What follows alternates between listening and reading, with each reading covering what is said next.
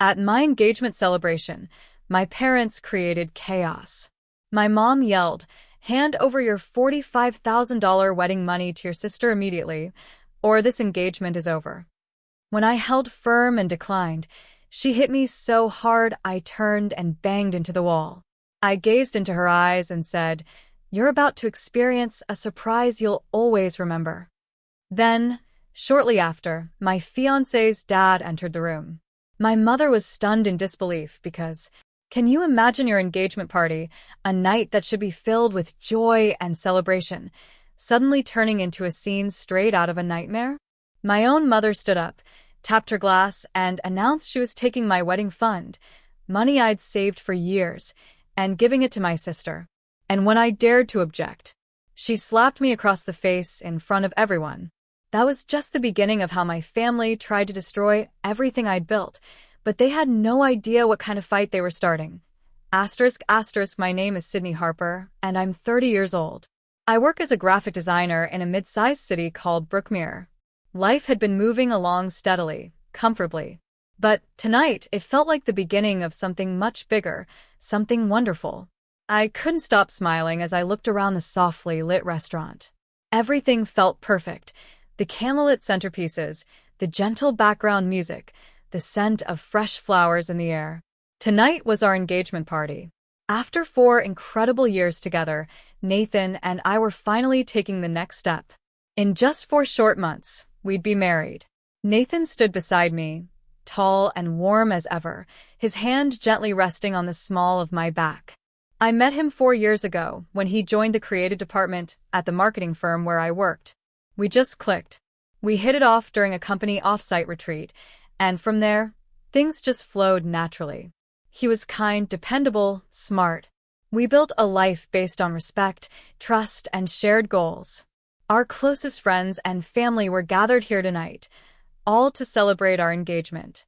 I glanced around the room and spotted so many familiar, happy faces smiling back at me. Coworkers, old college friends, Nathan's parents, and even a few cousins I hadn't seen in a while. And of course, my own family was there. Or at least most of them. My parents, Erica and Owen Harper, sat at a table near the front. Their smiles looked stiff, almost forced. My younger sister, Chloe, was there too, lazily scrolling through her phone like she'd been dragged here against her will. Probably her 3rd phone this year, knowing her track record. We were never very close, and that distance only grew wider with time. Still, I pushed the awkward tension aside. Tonight wasn't about old family dynamics. It was about love, commitment, and the new chapter ahead. Or so I thought. My mother, Erica, stood up and gently tapped her wine glass with a spoon. The sound rang through the room, and conversations quieted as all eyes turned toward her. "Can I have everyone's attention, please?" she said, with a smile that didn't quite reach her eyes. "First, I want to say congratulations to my beautiful daughter, Sydney, and her wonderful fiancé, Nathan. I hope your marriage is full of love, joy, and happiness." There was polite clapping and a round of raised glasses. Nathan squeezed my hand under the table, and I smiled at him, feeling grateful. But then my mother spoke again, her tones suddenly colder, more deliberate. "I also have an important announcement to make," she said, setting her glass down. "After talking it over with Owen, we decided to give Sydney's $45,000 wedding fund to Chloe instead." The room went dead silent. I blinked, certain I must have misheard her. A soft, disbelieving chuckle escaped my lips as I looked around, expecting someone else to laugh with me. "That's funny, Mom," I said, trying to keep my tone light. "But that money is mine. I'm not giving it away." Erica's smile faded instantly. Her expression hardened, lips pressed into a thin line. "This isn't a joke, Sydney," she said sharply. "Your sister is getting married a few months after you, and she needs the money more than you do."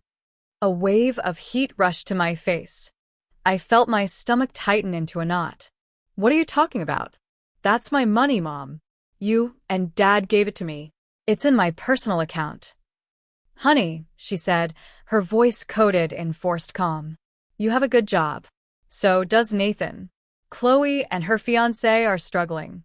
She deserves to have a beautiful wedding, too. My hands began to tremble. I stood up, trying to steady myself. We've already planned our wedding with that money. We've been careful. We're being smart with it. We even want to use part of it for a down payment on a home. You can't just take it away. Chloe suddenly shoved her chair back and jumped to her feet, nearly knocking over her drink. Don't be so selfish, Sydney, she snapped. You could have offered to share it a long time ago. You know I need it more than you do. I turned toward her, jaw clenched. This isn't about need, Chloe. It's about what's right. I planned ahead. You blew through your own fund, and now you expect me to just hand mine over? She lives simply, my mother barked. She doesn't have much, and her fiancé is doing the best he can. You've always had more. I've always worked harder. I shot back, folding my arms across my chest. I followed the rules. I saved. I planned. I don't care how you spin it. I'm not giving you my money. Erica's face flushed crimson. The tension in the room became unbearable. Nathan placed a hand gently on my arm, trying to calm me, but I wouldn't back down. Then, in a moment that felt like it stretched into forever, my mother stepped forward and slapped me hard across the face. The sound echoed through the restaurant like a whip crack. My head snapped to the side. My cheeks stung, and my eyes welled up immediately, not just from the pain, but from the absolute shock. The room went completely silent. No one moved. Even Chloe looked stunned.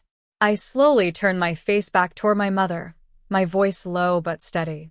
You don't get to hit me just because I said no. A sharp intake of breath came from someone at a nearby table. Then I heard it, the soft voice of a waiter near the bar speaking into a phone. Yes. Hello. I need to report an assault. It happened just now at Alden's Bistro. Within minutes, the sound of sirens could be heard approaching the restaurant. The guests remained hushed, many of them stealing glances toward me, while others stared awkwardly at their plates, unsure how to react. I stood silently, still absorbing the shock of what had just happened. My cheek throbbed, but it was the emotional sting that hit harder. Nathan stood beside me, his jaw tense, while my father silently pulled Erica aside, trying to calm her down. Moments later, 2 uniformed officers entered the restaurant. One of them approached our table and asked if I was the one who had been assaulted. I nodded quietly, confirming what had happened. A nearby waiter stepped forward and provided his account of the slap, explaining how Erica had struck me in full view of the guests. Erica tried to defend herself, insisting it was just a family matter. But the officer calmly informed her that public assault, regardless of relationship, was a criminal offense. The officers asked me if I wanted to press charges. My heart pounded in my chest, but my voice came out steady. Yes, I do. They placed Erica under arrest right there in the restaurant. As the officers led her out in handcuffs, I noticed Chloe staring at me in disbelief, like I was the villain for simply standing up for myself. My father followed them out in silence. The room remained frozen, guests unsure of whether to clap, cry, or leave. Nathan held my hand the entire time, never once letting go. Later that night, after speaking with my lawyer, I officially filed a report and pursued criminal charges. Erica was released on bail the next day, but the legal process had begun. A few weeks later, we were back in court. This time, not over the money, but over the slap. Erica stood in front of the judge, who reviewed the witness statements and security footage from the restaurant. The evidence was undeniable.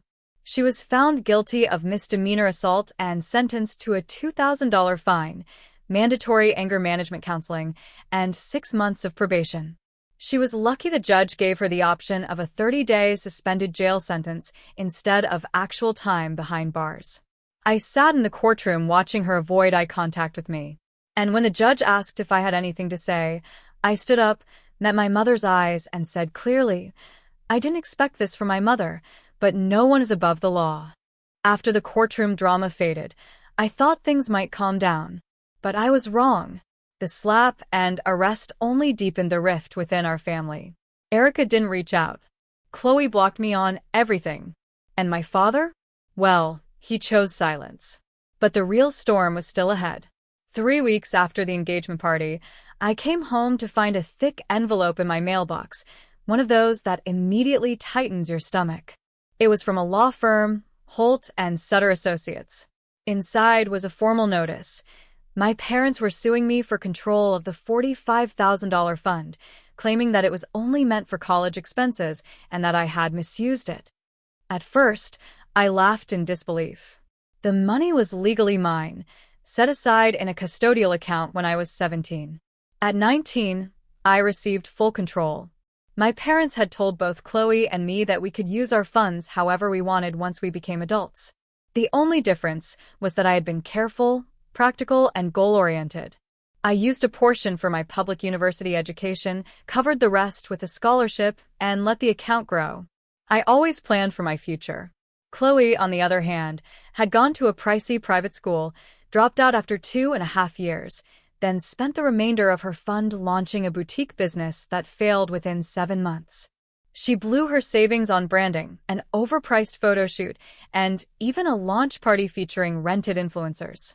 When it collapsed, she had nothing left but a luxury car she impulsively bought, convinced she'd be a success. And now, because her money was gone, she and my parents wanted mine. I hired a sharp, calm, and confident attorney named Brianna Lane. After reviewing my documents, she looked at me and said, "They don't have a case. The account was gifted to you. There are no restrictions on how you use it. Any mention of a verbal agreement won't hold up in court." I nodded, relieved, but also angry. "Then why go through all this?" I asked. Brianna shrugged. "Because some people would rather drag you down than admit they made mistakes, especially when they're protecting someone else." And just like that, I realized what I was really up against. Not just a legal case, but a lifetime of favoritism, denial, and imbalance. My mother wasn't just trying to take my money. She was trying to cover for Chloe's failures by making me pay for it. The months that followed were some of the most exhausting of my life. The legal case consumed everything: my time, my energy, even my focus at work. There were emails, filings, discovery requests, and multiple preliminary hearings. Every time I entered the courtroom and saw my parents sitting next to Chloe, all of them avoiding my gaze, it reminded me that this wasn't just a lawsuit. It was betrayal. Chloe wore smug expressions at the hearings, clearly confident that she'd somehow walk away with the money I had spent years protecting. During one particularly tense session, she took the stand and told the court that the fund had always been meant only for college. My lawyer stood and asked her plainly, "Did you use all of your funds strictly for college expenses?" Chloe hesitated. "Well, not all of it," she muttered. Brianna nodded. "In fact, you dropped out of college and used the remaining amount for your own business venture and a luxury car, didn't you?" Chloe's face tightened. "That's not relevant." "But it was very relevant," Brianna continued. "So, if there were supposedly strict conditions on this money, why were you allowed to use it for non-educational purposes without objection?" Chloe had no answer. I sat quietly, heart pounding but steady, as the courtroom listened. It was all coming out now: my parents' favoritism, Chloe's irresponsibility, their attempt to cover up her failures by punishing me. Outside the courtroom, Nathan remained my anchor. He came to every hearing, held my hand through every setback, and reminded me again and again that standing my ground mattered. But it wasn't easy. Between legal fees and emotional burnout, it felt like everything I'd planned for my wedding was being stripped away. We had to delay parts of our planning. I lost sleep. I cried sometimes in the middle of the night, sometimes between meetings at work. But I never gave up. I knew this fight wasn't just about money. It was about being seen, about being respected, and for once, about holding my family accountable. Just when I thought things couldn't get worse, they did. I was at home reviewing a list of wedding vendors when my phone buzzed with a call from my cousin Melissa. "Sydney, I just wanted to say I'm sorry about the wedding being canceled," she said sympathetically. My heart skipped a beat. "What are you talking about?" "The wedding's still on." There was a pause.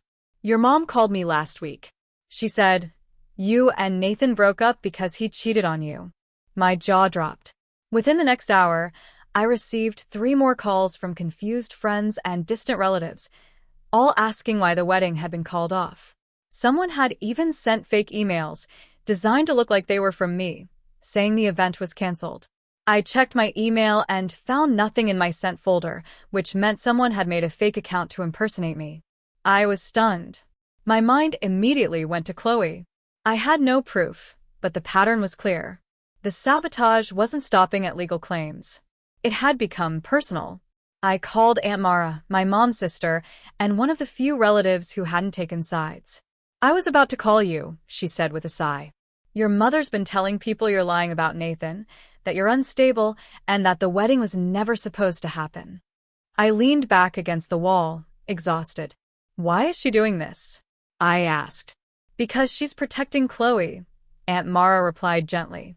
"She's always protected her, even when she didn't deserve it.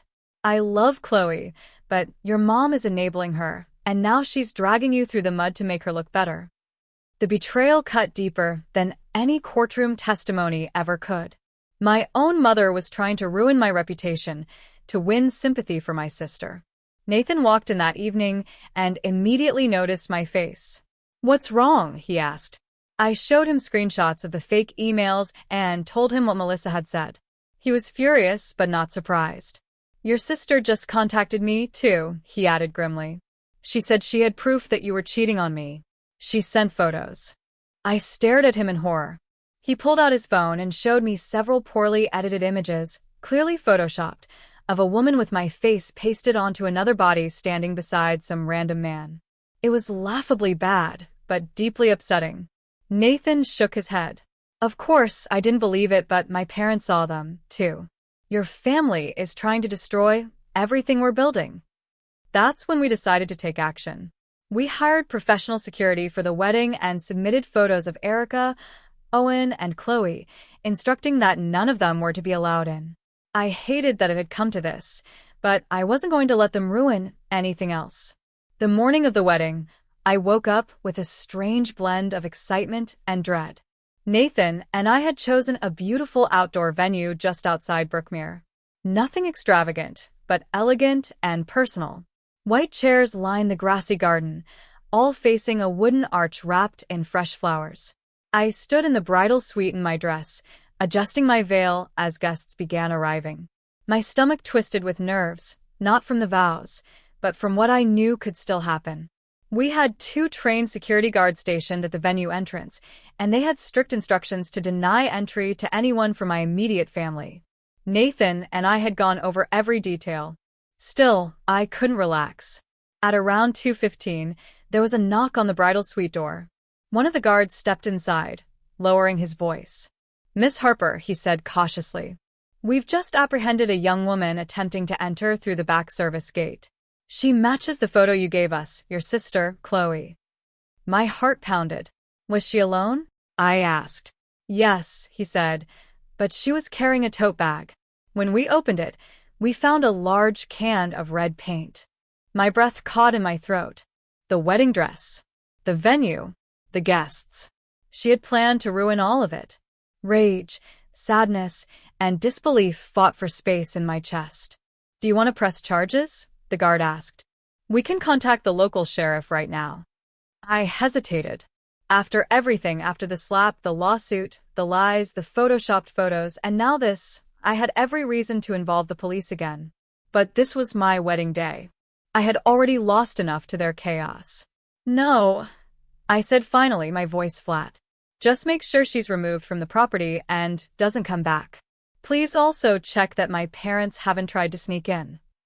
He nodded and left. I sank into a nearby chair, trying to keep from crying. My best friend, Isabel, knelt beside me. "What happened?" she whispered. I looked at her, my voice barely holding steady.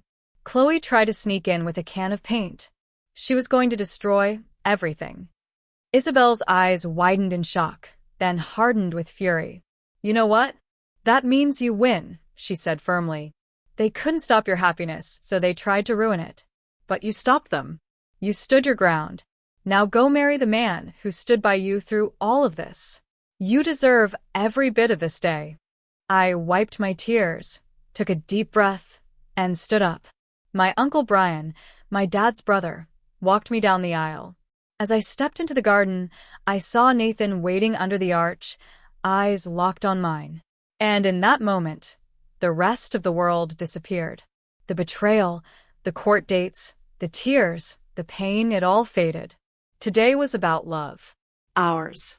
The ceremony was heartfelt and beautiful. We exchanged vows that spoke of strength, loyalty, and partnership. When the officiant pronounced us husband and wife, the guests erupted into applause. For the first time in months, I felt light, free. The reception was everything we hoped it would be. There was laughter, music, and heartfelt speeches from people who had stood by us through it all. Isabel gave a toast that made me cry. Soft, proud tears, the kind that only come after you've been through a storm and found peace on the other side.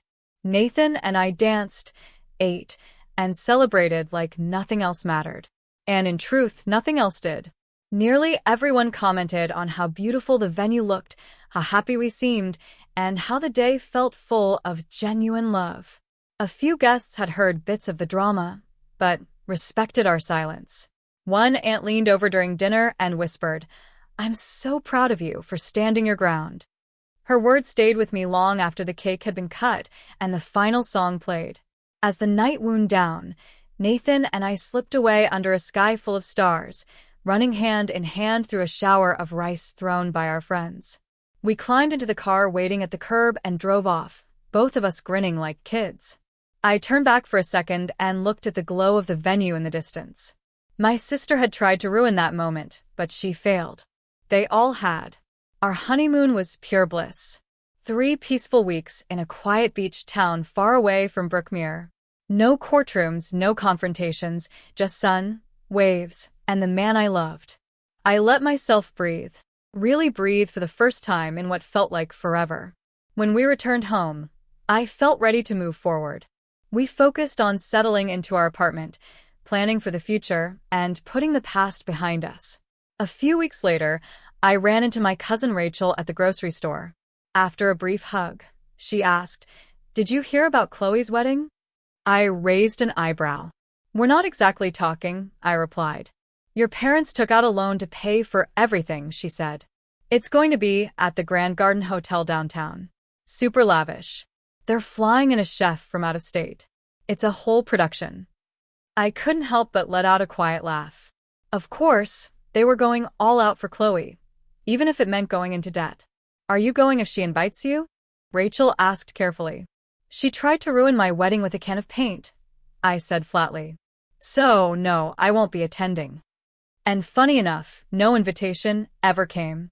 I later heard through family gossip that several relatives declined their invitations to Chloe's wedding out of discomfort with how I had been treated. Some were polite about it. Others were vocal. Either way, the shine had started to wear off for Chloe and for my parents, too. Nathan and I had used the $45,000 exactly as we planned. We had our dream wedding, modest, intentional, and filled with people who loved us. And we used the rest of the money for a down payment on a lovely apartment just outside the city. With our combined incomes, the mortgage was manageable. And for the first time, we were building equity instead of burning money on rent. Our home was small, but it was ours. Built not with handouts, but with hard decisions and perseverance. Life, after the wedding, settled into a rhythm I hadn't known I needed. Nathan and I spent our weekends decorating our new apartment. Nothing fancy, just shelves we installed ourselves, a couch we saved up for, and walls filled with photos from our wedding and travels. One Saturday afternoon, while we were setting up the guest room, Nathan laughed as he struggled with an IKEA dresser. "Who do you think will be our first overnight guest?" he asked. I paused, screwdriver in hand. For a brief second, my mind went to my parents. Maybe in some far-off version of reality, they'd apologize. Maybe Chloe would grow up and take responsibility for what she did. But deep down, I wasn't holding my breath. "Whoever it is," I finally said, smiling softly, "there'll be someone who truly cares about us." Holidays came and went with no calls, no messages, and no invitations. At first, their absence hurt. My birthday passed quietly that year, and for the first time ever, I didn't hear my mother's voice wishing me well. But then I remembered the slap, the lawsuit, the lies, the paint, the fake photos, and the effort to destroy something pure out of jealousy, and the pain softened into clarity. Nathan occasionally asked if I thought there would ever be peace between us and my family. Maybe one day, I said honestly, but if it ever happens, it'll take more than an apology. It'll take change, and I don't see that coming anytime soon. Chloe's wedding eventually came and went. From what I heard, it was over the top. Champagne fountains, a rented string quartet, and matching designer dresses for the bridesmaids. But several key family members skipped it, uncomfortable with how they'd watched my parents and sister treat me. Worse, the massive loan Owen and Erica had taken out became public knowledge. They'd sunk everything into that one event, trying to make a statement, trying to pretend the past year hadn't happened. But it had, and people remembered. As Nathan and I grew into our marriage, I realized something profound. Family isn't just the people who share your blood. It's the people who support your boundaries, who celebrate your wins, and who respect your peace. I had lost a lot, yes, but I had gained a home, a husband who stood by me through everything, and friends and extended relatives who saw the truth and never wavered. And most importantly, I still had myself. I didn't crumble. I didn't give in. I protected what I had built, not out of greed, but out of dignity. The $45,000 fund helped us buy a future, a home, stability. But what it really gave us was freedom. Freedom from manipulation. Freedom from guilt. Freedom from a family that believed love was conditional on obedience. I stood up for myself, and I won. Not just in court, but in life. Thanks for watching this powerful story. If you found it moving or relatable, don't forget to like the video to show your support. Share your thoughts in the comments. We'd love to hear from you. What would you have done in my place? Would you have pressed charges against your mother? Would you have invited your family to your wedding despite everything?